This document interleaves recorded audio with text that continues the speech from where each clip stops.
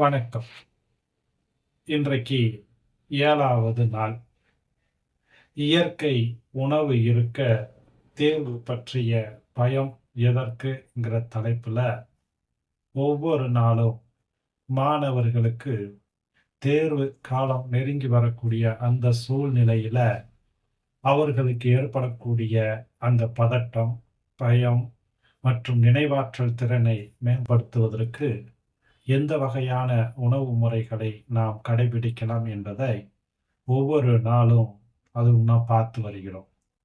அந்த வகையில இன்னைக்கு நாம எந்த வகையான உணவு முறைய ஒரு உணவு திட்டத்தை பார்க்க போறோம்னா, குறிப்பா எக்ஸாம் டே அந்த தேர்வு எழுதக்கூடிய அந்த நாட்களுக்கு, அந்த நாளில் குழந்தைகள் எந்த மாதிரியான உணவு திட்டத்தை கடைபிடிக்கணுங்கிறது தான் இன்னைக்கு நம்ம பார்க்க போறோம்.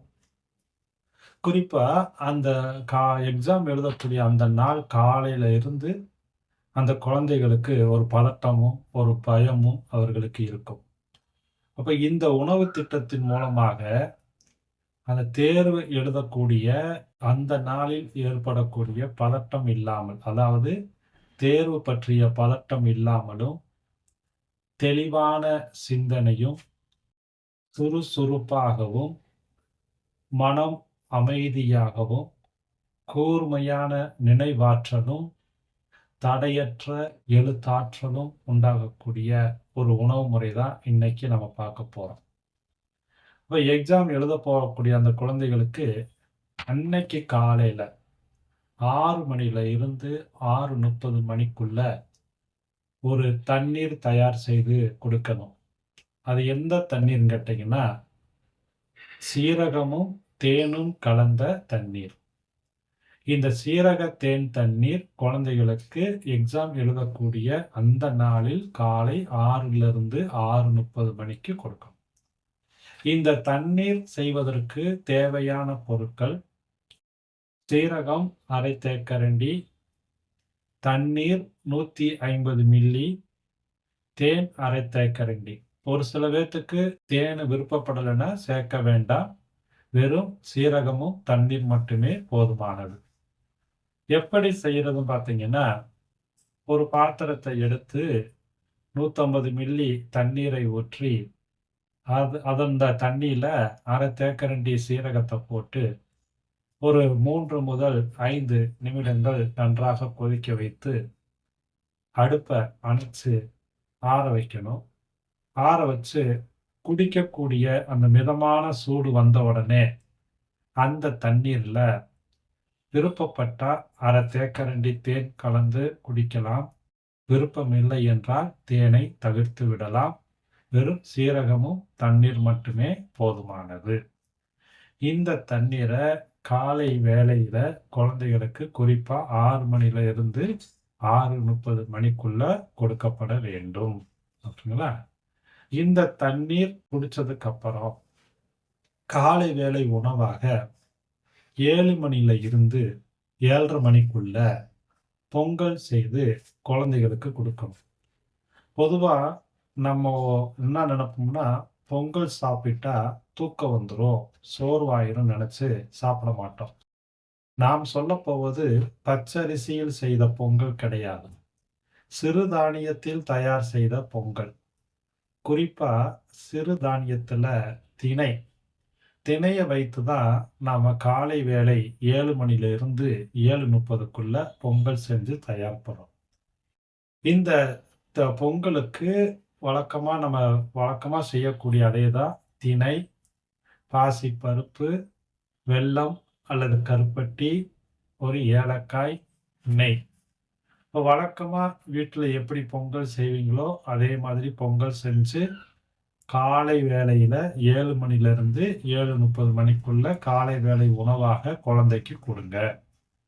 சரி, இந்த பொங்கல்னால குழந்தைக்கு என்ன பலன் கேட்டீங்கன்னா, திணையை பொறுத்தளவுல ஒட்டுமொத்தமாக உடனடியாக உடலுக்கு தேவையான ஆற்றலை அளிக்காது. நம்ம உடம்புக்கு தேவையான அளவுக்கு தேவைப்படக்கூடிய நேரத்துல அந்த எனர்ஜி நமக்கு கொடுத்துக்கிட்டே இருக்கும். அப்போ குழந்தைய எக்ஸாம் எழுதும்பொழுது இந்த மாதிரி ஒரு பொங்கல் சாப்பிடும்போது அவங்க உடலுக்கு தேவையான அளவுக்கு எனர்ஜிய தேவைப்படக்கூடிய நேரத்துல கொடுக்கின்ற காரணத்தினால, அந்த எக்ஸாம் நேரத்துல குழந்தைகளுக்கு பசிங்கிற உணர்வே வரவே வராது. அதற்காகத்தான் நாம திணை பொங்கல் செய்து சாப்பிட வேண்டும் என்று சொல்றோம். 2வது இந்த பொங்கலோடு நம்ம பாசிப்பருப்பு சேர்த்திருக்கோம் இல்லையா? அந்த பாசிப்பருப்புல இருக்கக்கூடிய புரதச்சத்து நம்மளுடைய நினைவாற்றலுக்கு தேவையான ரசாயனத்த அதாவது அந்த நியூரோ டிரான்ஸ்மிட்டர் உற்பத்திக்கு உதவி செய்யும். அதனால பாசிப்பருப்பையும் நாம சேர்த்துக்கிறோம். அதனோடு சேர்ந்து சேர்க்கக்கூடிய அந்த நெய் நரம்பு மண்டலத்தை வலுப்படுத்த ஆரம்பிக்கும். அப்போ பரீட்சை எழுதக்கூடிய குழந்தைகள் கட்டாயமாக காலை வேளையில இந்த திணை பொங்கல் சாப்பிட வேண்டும். இத முடிச்சுட்டு எக்ஸாம் எழுதுறதுக்கு ஒரு 1/2 மணி நேரத்துக்கு முன்பு 1/2 மணி நேரத்துக்கு முன்பு ஒரு விதைக்கலவை சாப்பிட வேண்டும். என்ன விதைனா, ஊற வைத்த பாதாம் 2, வால்நட் 1, பூசணி விதை 1/2 டீஸ்பூன். அப்ப முதல் நாள் இரவே பாதாம ஊற வச்சு, மறுநாள் எக்ஸாம் எழுத போறதுக்கு ஒரு 1/2 மணி நேரத்துக்கு முன்பு ஊற வைத்த பாதாம தோல் உரிச்சு, வால்நட்ட பிச்சு போட்டு, பூசணி விதைய நல்லா வறுத்து, எல்லாம் ஒன்றாக கலந்து, எக்ஸாம் எழுத போறதுக்கு 1/2 மணி நேரத்துக்கு முன்னாடி இத சாப்பிட வேண்டும். இத சாப்பிடுறதுனால என்ன பலன் கேட்டீங்கன்னா, எக்ஸாம் எழுத உட்கார்ந்த உடனே அந்த நினைவாற்றல் நாம் சேமிச்சு வச்சிருக்கக்கூடிய அந்த செயல் துரிதமாக நமக்கு வருவதற்கு உதவக்கூடியது தான் இந்த விதைக்கலவை. இத சாப்பிட்டு முடிச்சுட்டு எக்ஸாம் ஹாலுக்குள்ள அனுமதித்தால் தண்ணீர் குடிக்க வேண்டும். அந்த தண்ணீர் எப்பேற்பட்ட தண்ணீராக இருக்க வேண்டும் என்றால், வெதுவெதுப்பான தண்ணீராக இருக்க வேண்டும். அப்ப எக்ஸாம் எழுதிக்கு இருக்கக்கூடிய அந்த நேரத்துல குளிர்ந்த நீர் குடிப்பதை தவிர்க்கப்பட வேண்டும். குளிர்ந்த நீரோ அல்லது பல ஜூஸுகளையோ குடிப்பதை தவிர்க்க வேண்டும். அப்போ அந்த எக்ஸாம் எழுதக்கூடிய அந்த நேரத்துல வெதுவெதுப்பான தண்ணீர் குடிப்பது மிக மிக நல்லது. இப்ப இந்த 4மே எக்ஸாம் எழுத போகக்கூடிய அந்த நேரத்துல குழந்தைகள் செய்யக்கூடியது. எக்ஸாம் முடிச்சுட்டு வந்த உடனே மதிய வேளை உணவாக மாப்பிள சம்பா அரிசியில சாதம் செஞ்சு முருங்கைக்கீரையும் மஞ்சள் பூசணிக்காயும் கொண்ட கூட்டாகவோ பொரியலாகவோ செய்து மதிய வேளை உணவாக குழந்தைக்கு கொடுக்க வேண்டும். இப்ப மதிய வேளை சாப்பாட்டுல மாப்பிள்ளை சம்பா, முருங்கைக்கீரை, பூசணி இது எதுக்குன்னா, அந்த எக்ஸாம் எழுதி மூளையெல்லாம் டயர்ட் ஆயிரும் இல்லையா? அந்த இழந்த ஆற்றலை மறுபடியும் மீட்டெடுப்பதற்கு இந்த உணவு உதவ ஆரம்பிக்கும். அது மட்டும் கிடையாது. ஒரு சில குழந்தைகளுக்கு அந்த பதட்டத்தினால தலைவலி வரும். இந்த உணவை சாப்பிடும்போது அந்த தலைவலியும் அவர்களுக்கு வராது. எக்ஸாம் முடிச்சுட்டு வந்த உடனே ஒரு மன அழுத்தம் இருந்துச்சுன்னா, அந்த மன அழுத்தம் வரவிடாமல் தடுப்பதற்கும் இந்த பாரம்பரிய அரிசி குறிப்பா மாப்பிள்ளை சம்பா அரிசியும், முருங்கைக்கீரையும், பூசணிக்காயும் உதவ ஆரம்பிக்கும். இப்ப இந்த உணவு பட்டியல் என்பது குழந்தைகள் எக்ஸாம் எழுதக்கூடிய அந்த நாளில் கடைபிடிக்கக்கூடியவை. அப்ப இப்ப எக்ஸாம் நெருங்கி வந்துகிட்டு இருக்கு. குழந்தைகளுக்கு இந்த மாதிரி கொடுத்து பாருங்க. அன்றைக்கு அவர்கள் மறக்க மாட்டேன். அது எனக்கு எழுதும்போது பயமா இருந்தது. கை நடுக்க வந்தது. அந்த மாதிரி எதுவுமே சொல்ல மாட்டாங்க.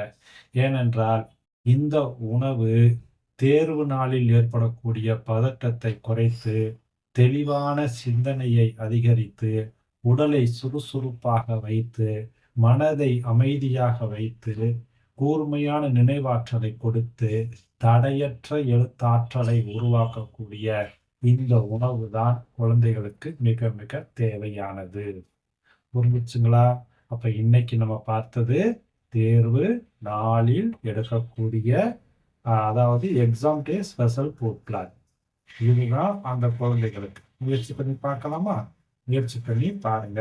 மீண்டும் மற்றொரு உணவு திட்டத்தை பற்றி நாளைக்கு பார்க்கலாம். நன்றி, வணக்கம், வாழ்க.